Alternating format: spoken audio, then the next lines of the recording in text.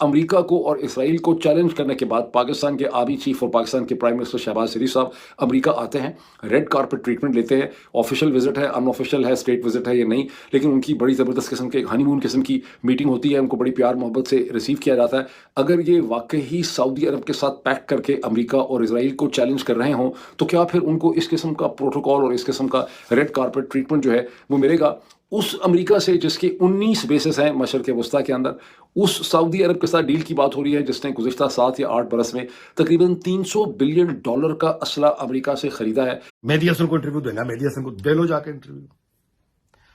مار مار کے اس نے جوتے برباد کر دیا، تباہ کر دیا خواجے کی۔ آپ اس میں شکل دیکھیں اس انٹرویو میں، نہ بولا جا رہا ہے، نہ آنکھیں اٹھا کے دیکھا جا رہا ہے، نہ اس کی انگریز سیال کوٹی نے کی مطلب ہے کہ کیا اس نے کیا انگلش بولنی ہے، اور پھر جھوٹ، سر سے پیر تک جھوٹ مار مار کے مہدی حسن نے گنجا کر دیا۔ کسی قابل نہیں رہنے دیا اس نے اس شخص کو۔